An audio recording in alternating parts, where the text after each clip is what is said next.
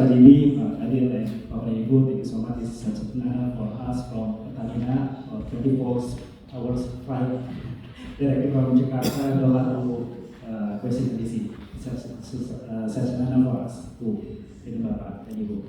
But we do believe that Bapak dan Ibu has already spent the whole life here in USA. That is 20 and 38 years over here. So before we started the presentation, maybe we would like to remind Bapak Ibu with the little line. Sedikit pantun Bapak Ibu ya. To cheering this day Bapak Ibu. Ke pasar pagi beli pepaya. Masih ingat ya Bapak Ibu cakap. Pulang membawa daun pandan. Artinya, terima kasih kedutaan atas hospitality-nya. Duta di Washington selalu jadi kebanggaan. Okay, Bapak Ibu, we would like also to present regarding our topic, little action that we do for our company, which is, we call it the PERTAMINA. PERTAMINA is such a platform or digital tools to stand for green and net zero emission from PERTAMINA. So this is a carbon neutral program that we calculate and monitoring and reporting platforms using PERTAMINA. Next slide. So the background itself, we believe that global emission has increased sharply and have an impact in warming of the earth. We agree this statement about it, and we also believe that the effect of global warming has significant negative impact, as we see that in the map of the global hunger index, we can see that the extremely alarming and serious of the area in the world is getting wider and wider. This is picture in 2020 and 2030, especially in the Asia and the African region. And the third one, we believe that there is two largest economic emission producing sector. There are electricity and transportation. In the transportation industry, you can see that the aviation and the marine is the top two of the emission production. And in the electricity sector, the development of new and renewable energy that famous right now and digitalization is becoming the solution to resolve this problem. So in this paper, we would like to concern regarding the transportation sector, especially in the carbon neutral of business trip program. As we know that employees is often getting a business trip, domestic or international. So next. But before we discuss more about the platform that we build, we would like to share what PERTAMINA do in the sustainability. In the sustainability committee, PERTAMINA involves all functions in the PERTAMINA to ensure the comprehensive implementation of sustainability in business unit. So not only CO, BOD, and BOC that's involved of the sustainability, but we involve all of the function from the business corporate business function into the core function, getting involved in the sustainability. And we also produce the PERTAMINA sustainability policy that the PERTAMINA ambition, yes, to become a global energy company, not only focus on the good governance, social responsibility, but also the environmental friendly. And from the 17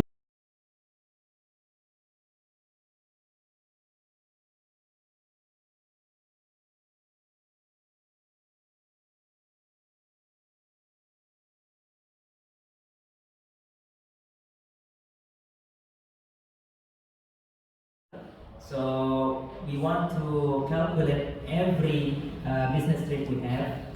So every time we go on a business trip, PERTAMINA will try to calculate our emission.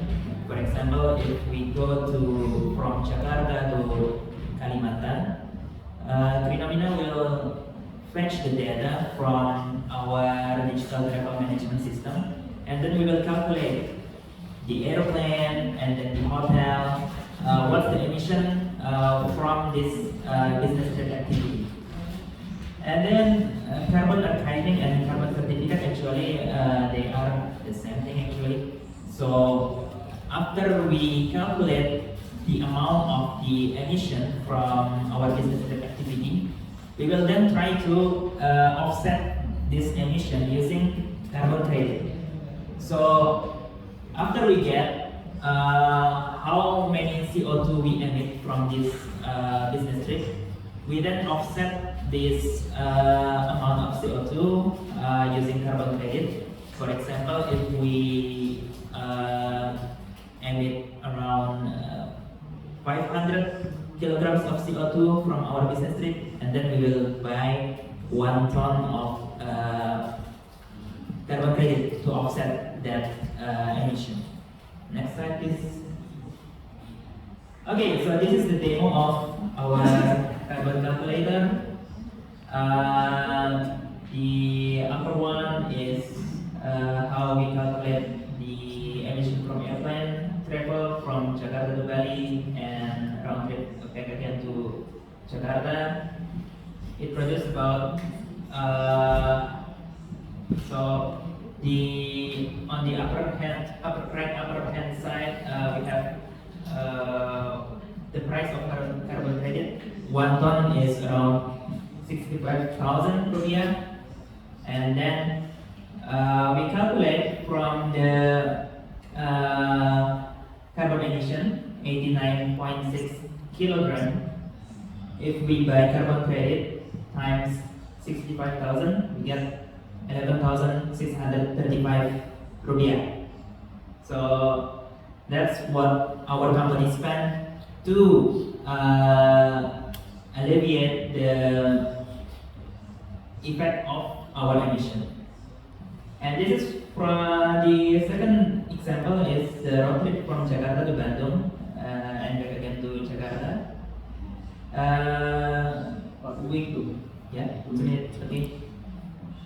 We got about 83 kilograms of CO2 from this trip, and then we buy carbon credit to offset this 83 kilograms CO2 emission, and the price that our company pays is about 5,000 rupiah.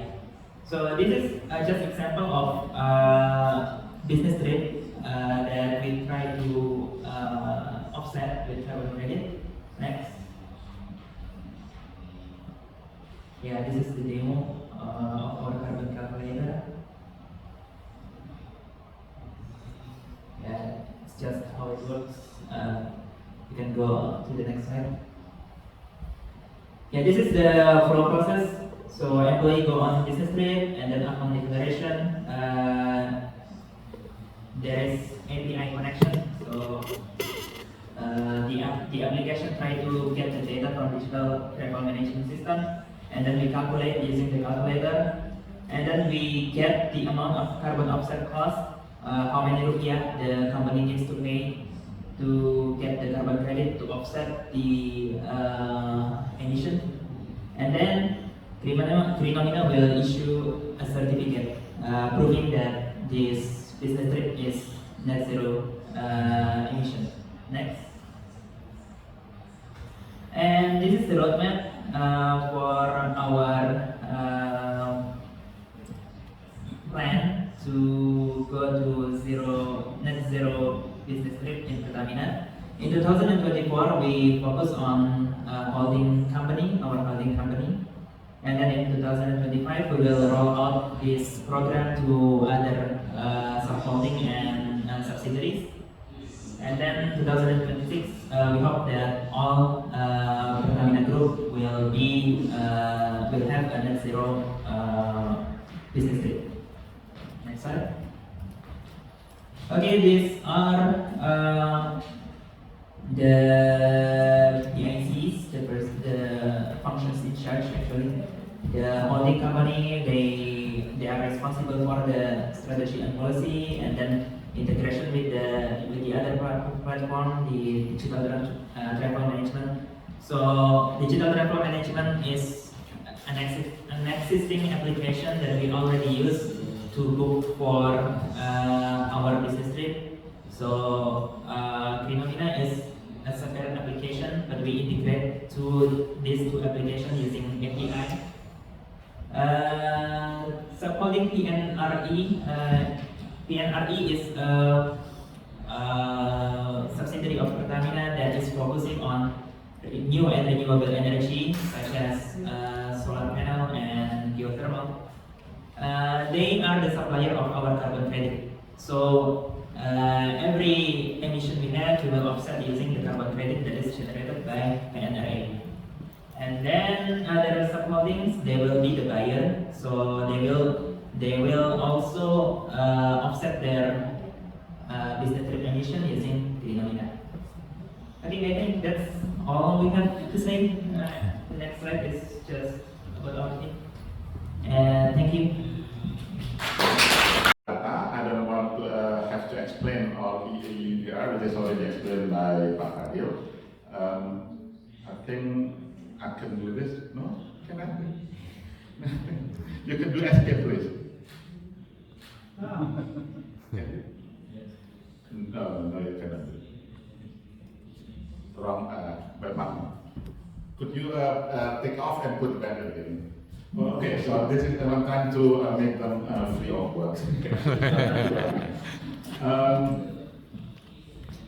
If you see that, I could put subtitle. Again, this presentation or the abstract is written before the decision by EU 2 days ago. Okay. Initially, the government of Indonesia proposed not to comply. Okay. Then I put an option, we thought before taking a conclusion not to comply, I just put, okay, while we work on improving the sustainability. That's actually I cannot use previous layers. Next, please. About the numbers, what I'm going to present is about we already propose sustainable palm oil. Then I explain you the numbers, different confirmation. Then this item have to repeat. And I would like to update you with the challenges, problems of dealing with small orders. That's it. Next. This is the numbers. We already adopted the 3 certification. One is RSPO, the second is ISCC. Both are voluntary and global. Okay, whatever sustainable carbon certificate. Then in Indonesia we have our own ISPO. Okay, that certification should comply with the some elements of EUDR. It's actually basically what I'm going to say. Next, please. This is the numbers. The price of palm oil during COVID. The price is very high. If you want to see the soybean, this is soybean with this price table. This is the real shock over there. They're now stabilizing. Compare with other vegetable oils. Next, please. There is data by Oil World. If you want to go to want to see the detail of palm oil, just go to Get Oil World, which is one of the promoters of vegetable oils, anyway, based in the US. According to them, soybean is the most efficient vegetable oil in terms of producing the palm oil per hectare per year. Look at the comparison here. Palm oil is here producing 3.5 tons of oil per hectare compared to other oils. That's starting the jealousy of other palm oil producers to the palm oil. That maybe I'm wrong, that this is the subjective opinion among Indonesians. Next. Pak Fadil mentioned earlier, how do we do? 40% of palm oil producers are smallholders. So, while you can use it as politics, you can use it as a vehicle to propose. How much is it? 55% is private sector. Sometimes people compare with the initial development of palm oil. Here, the majority is state-owned enterprises. Okay. This is only smallholder. This is private sector. Now, flip it.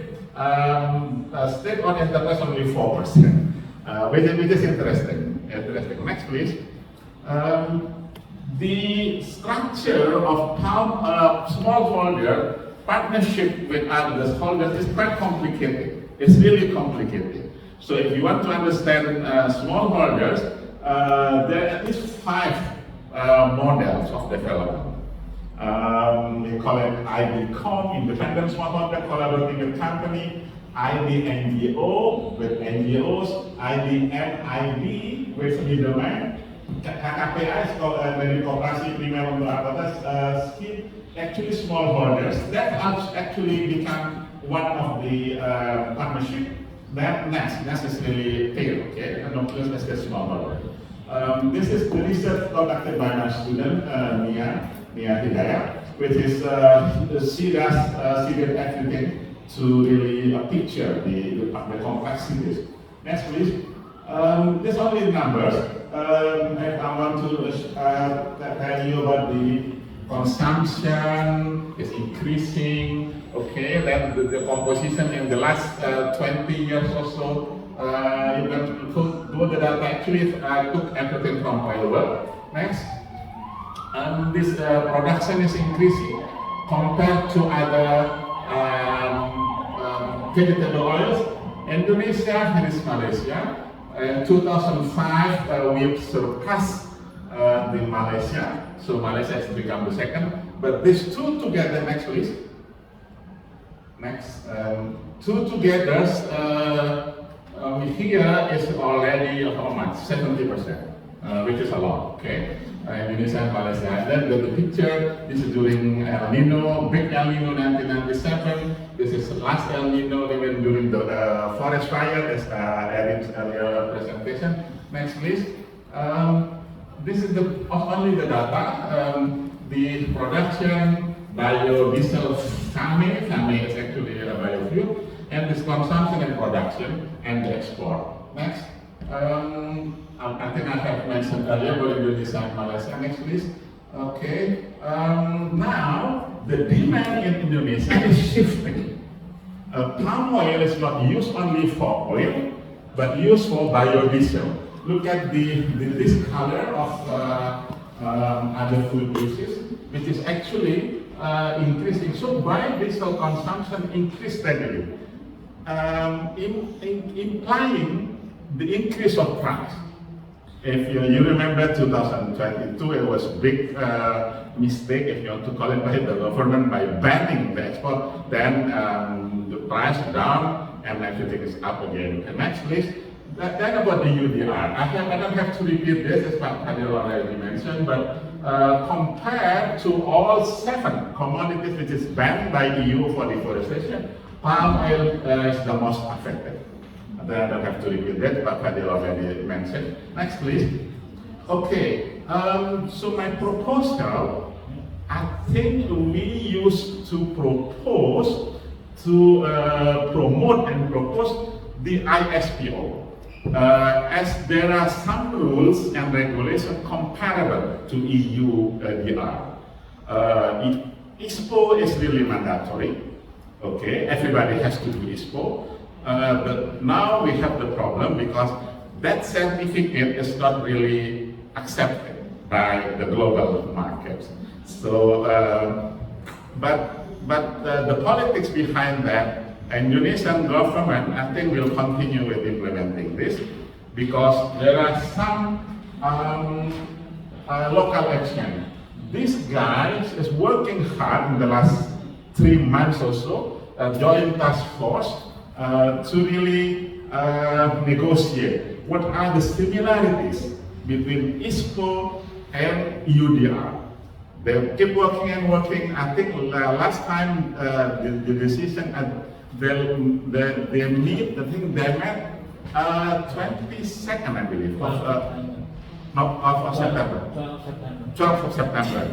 Then one of the reasons is okay. The conclusion is almost the same. We should delay the implementation of that. I just received information from Pak Tashe, from Pak Danak, the letter from Congress to President Biden the Congress request President Biden to postpone for 24 months.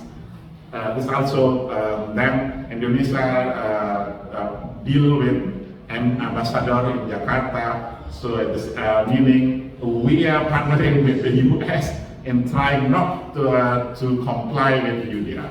That's a lot of diplomacy take place. Next, please. I have the data. This is echoing what Dr. Vogel mentioned. Our deforestation, after we did moratorium, the moratorium is still until in effect. Look at declining deforestation. No question about that. This is from independent sources, from TRACE, if you want to go to the data, TRACE supply chains, and the production is here. This is one of the arguments being used by the Joint Task Force. Look, we have worked hard to reduce deforestation. The problem is the definition of Indonesian deforestation is different, much different from the definition of deforestation by EU, even by FAO. So I think the task force is working on that, which is good, trying to see the convergence, the convergence between the two regulations. Next, please. This is export. You can see that the export to Europe declining. Okay. There's export to Europe declining. Next, please. Now the homework is at home for EUDR.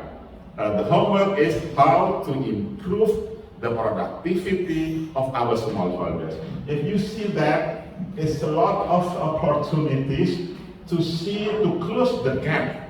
This is the FFP potential, which is 30 tons per hectare. How much our performance? It's only half. Both large plantation and smaller. Smaller, of course, it's smaller. If you measure in terms of CPO, this is in terms of FFP. FFP is TBS. It's also declining. That's the key.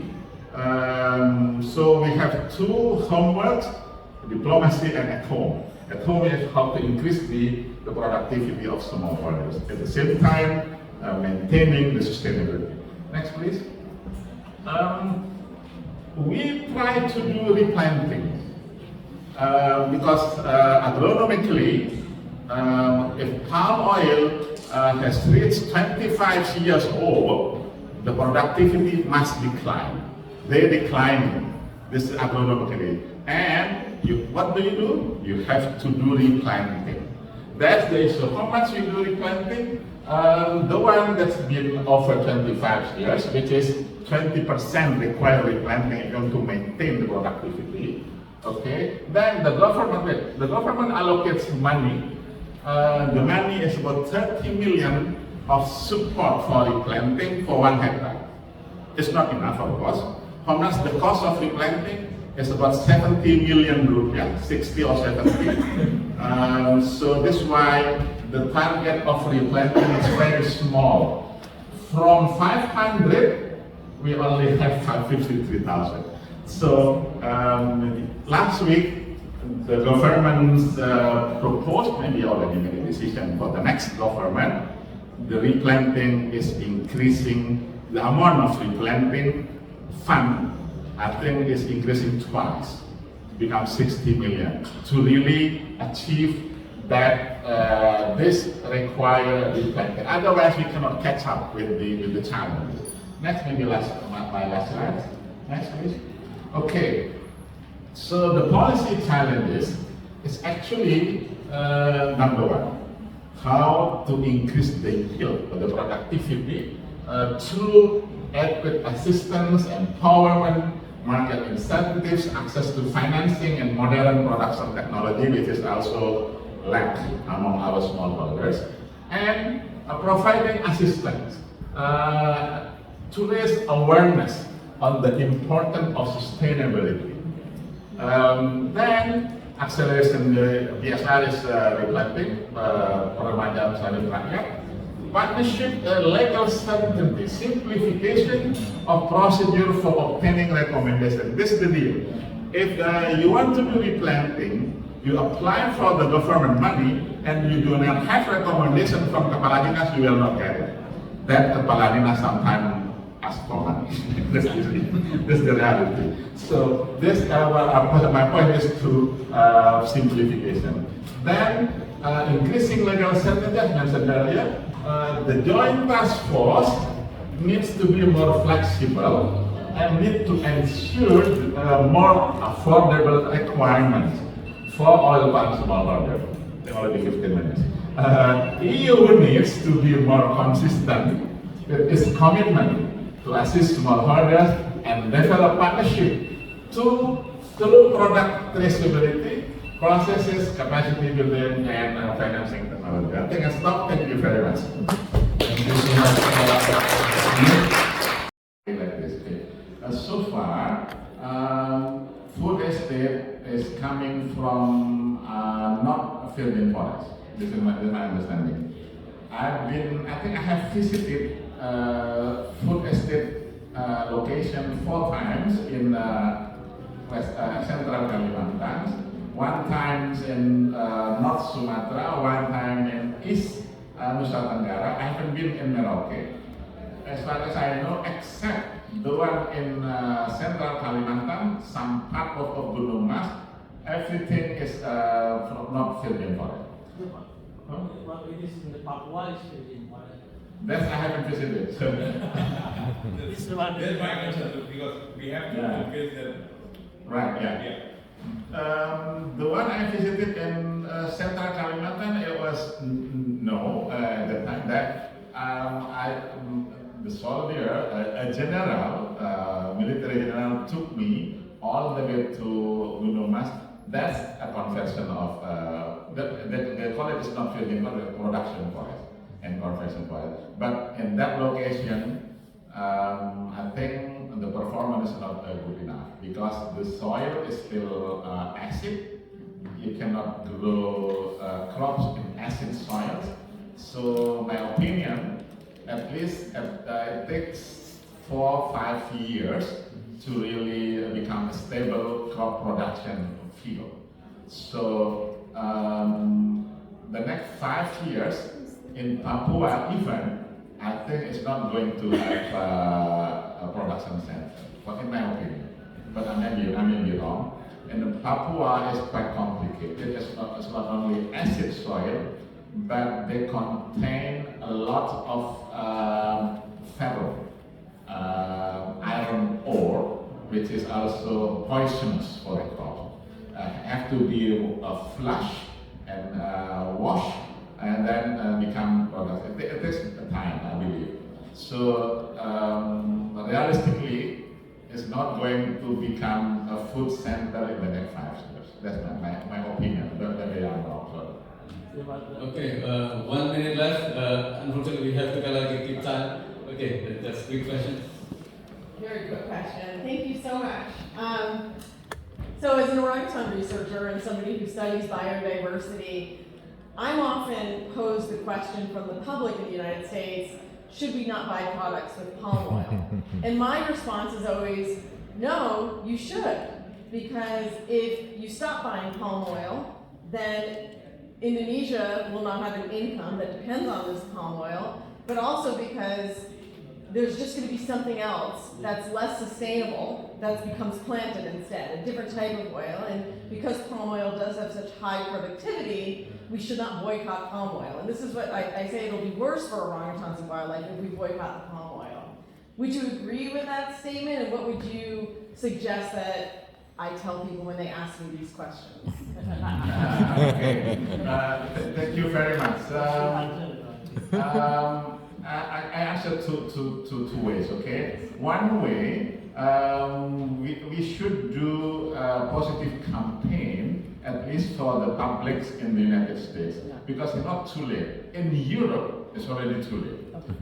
In Europe, even for school meal children, okay, there is a label that this food does not contain palm or something like that. I haven't seen that in the US. So we still have the positive campaign, and Pak Atasha could help you later, help generate funds for that. that's the only way I could say for the students, similar to American university or schools campaigning to school children. Okay, food is not from groceries, but food is from farmers. So this kind of thing. The second, that's probably one way to really communicate about the sustainability. I think until now, as I believe, Indonesian government will still maintain the moratorium consistent. Okay, there are some companies which is sneaking in terms of, okay, I'm opening up the old permit that I have gotten to things like that. So, so far, there's no expansion. So far, there's no expansion. If you see, the data is really declining. So from that, so we have to work on, again, I mentioned earlier, about the definition of deforestation. One group of researchers at EPP, they're trying to treat palm oil is really categorized as a forest, which is also against by some other people, and so this kind of thing. Then we have carbon balance, that's one way, and I invite you probably, researchers in the US should go more on the palm oil, because we did research as well in terms of food security. I think there's been a publication, especially by Australian researchers, Denmark researchers, and so on. So palm oil farmers much better in terms of livelihood and nutrition level compared to rice farmers even. So this kind of thing. The question is, sustainability is not only about that one issue is only, you see the sustainable development goals become responsible consumption, responsible production, and so on. So lots of things open up for us as researchers to really take different perspective for that. That probably we should contribute to public education, hopefully. Okay, thank you so much, Pak Idul. I think before we conclude our last sessions, I would like to distribute the certificate of participations. So, Pak Basti.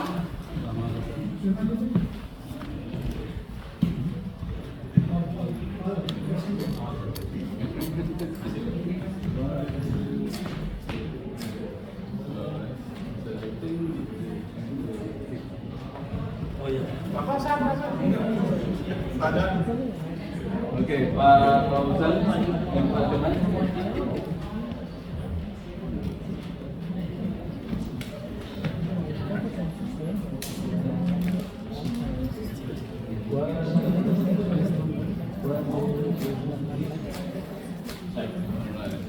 Last but not least, Pak Idul. Fotonya dari mana tuh? Alat tuh.